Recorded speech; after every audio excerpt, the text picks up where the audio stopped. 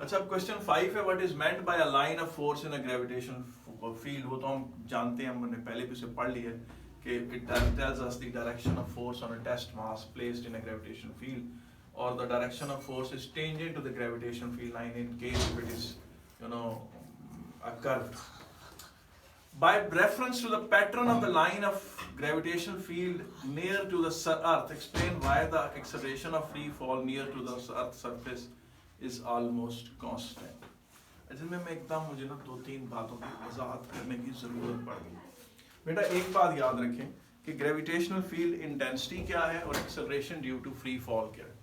देखिए, planet earth की gravitational field intensity है 9.81 न्यूटन पर केजी। इसका मतलब है कि प्लैनेट अर्थ अपनी सरफेस पे हर बॉडी को 9.81 न्यूटन से खींचती है। इसका मतलब है कि प्लैनेट अर्थ की सरफेस पे या उस सरफेस से जरा ऊपर किसी चीज को छोड़े तो उसकी एक्सेलरेशन क्या होगी, F/m, और एक्सेलरेट 9.81 न्यूटन का फोर्स लगाती है planet earth on every 1 kg। तो ये किसके बराबर बना, 9.81 मीटर पर सेकंड स्क्वायर।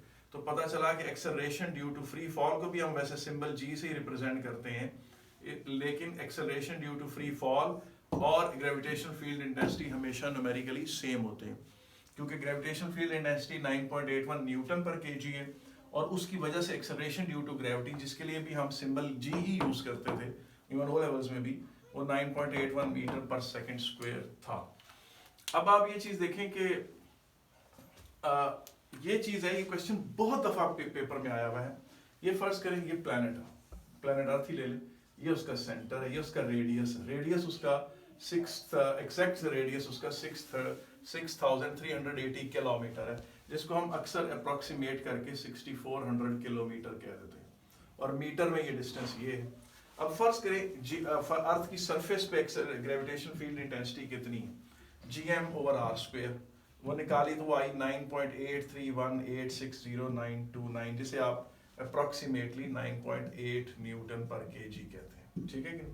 और उसी की वजह से आप कहते हैं कि acceleration due to gravity 9.8 metre पर सेकंड स्क्वायर है, जिसे आप कभी कभार अप्रोक्सीमेटली 10 मीटर पर सेकंड स्क्वायर कहते थे। अब आप फर्ज करें आप प्लैनेट अर्थ से 20 किलोमीटर ऊपर चले जाएं, ज्यादा नहीं 20 किलोमीटर ऊपर, इतना कि r plus h, r radius of earth plus h is approximately equal to radius. तो आप खुद देखेंगे कि वो 20 किलोमीटर आप ऐड करें इसके अंदर 20 किलोमीटर ऐड करेंगे 6400 आ जाता है।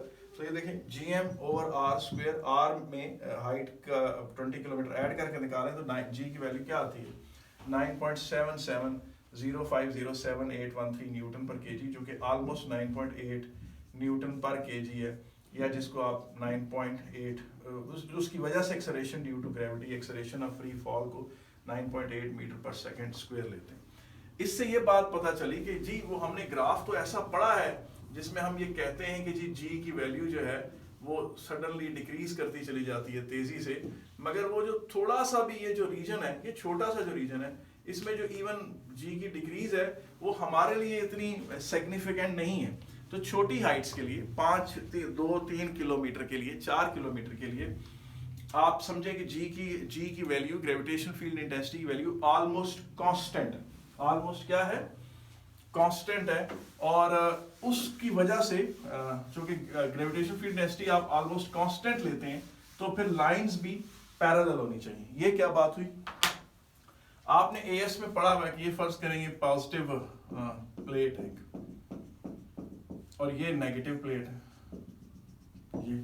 ये पॉजिटिव प्लेट ऐसे और ये नेगेटिव प्लेट ऐसे, और आपने इनके दरमियान इलेक्ट्रिक फील्ड लाइंस जब आप बनाते थे तो आप पैरेलल बनाते थे। जब आप parallel electric lines of field बनाते थे तो आप कहते थे कि पैरेलल इसलिए दिखा रहे हैं कि इलेक्ट्रिक फील्ड इंटेंसिटी कांस्टेंट है, यानी इस जगह पर अगर इलेक्ट्रिक फील्ड इंटेंसिटी 600 न्यूटन पर कूलम है तो इस जगह पर भी इलेक्ट्रिक फील्ड इंटेंसिटी 600 न्यूटन पर कूलम है, इस जगह भी इलेक्ट्रिक, इस anywhere over here her 1 coulomb को 600 न्यूटन का फोर्स लगेगा। अगर वो पॉजिटिव है तो डाउनवर्ड लगेगा, अगर वो नेगेटिव है तो ऊपर की तरफ लगेगा। मगर हर 1 कूलम को, हर +1 कूलम को डाउनवर्ड लगेगा, हर -1 कूलम को अपवर्ड लगेगा, और वो 600 ही होगा एनीवेयर, वो कहां पर बेशक इसमें कहीं पे भी हो। तो इससे ये बात पता चली कि electric field intensity between 2 plates uniform होती है, और एक सिंपल पॉजिटिव चार्ज के गिर्द वो क्या होती है, नॉन यूनिफॉर्म होती है। क्यों, इसकी वजह ये होती है कि यहाँ पर +1 कूलम को रखें तो वो ज़्यादा जोर का धक्का पड़ेगा, 600 कह लें या 700, और दूर ले जाएं +1 कूलम को तो कम कमज़ोर धक्का पड़ेगा। अब इसी तरह से प्लैनेट्स का जो ग्रेविटेशन फील्ड होता है वो टेक्निकली स्पीकिंग एक पॉइंट चार्ज या एक पॉइंट नेगेटिव चार्ज जैसा होता है, तो उस हिसाब से उनका फील्ड एक नॉन यूनिफॉर्म फील्ड होना चाहिए। उनका फील्ड क्या होना चाहिए? एक नॉन यूनिफॉर्म फील्ड होना चाहिए उनका, ठीक है कि नहीं? उनका फील्ड क्या होना चाहिए? एक नॉन यूनिफॉर्म फील्ड होना चाहिए, ठीक है? इस तरह से नॉन यूनिफॉर्म फील्ड है, मगर बिल्कुल उसको यहाँ पर नियर द अर्थ सरफेस, जब इन दोनों को आप जूम इन करें तो आप कहेंगे जी प्लेनेट अर्थ की सरफेस के करीब ग्रेविटेशनल फील्ड लाइंस जो बजाय सेंटर की तरफ यूं जा रही हैं वो ऑलमोस्ट पैरेलल नजर आती हैं। ऑलमोस्ट क्या नजर आती हैं?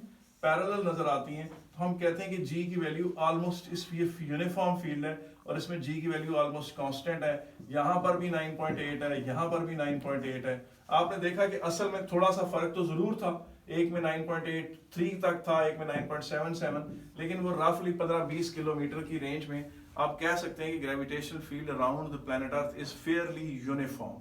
और आप इस चीज को उसके हिसाब से पढ़ें कि आप जब ये ग्राफ बनाकर दिखाते हैं तो आप बताना चाहते हैं इसमें ये है कि काफी आप किलोमीटर दूर जाएं तो तब उसके अंदर आपको एक रैपिड डिक्रीज नजर आएगी, लेकिन बिल्कुल उसके करीब, सरफेस के करीब, ये छोटा सा जो रीजन है, छोटा सा, इसमें ऑलमोस्ट जी की वैल्यू आप कांस्टेंट एज्यूम कर सकते हैं।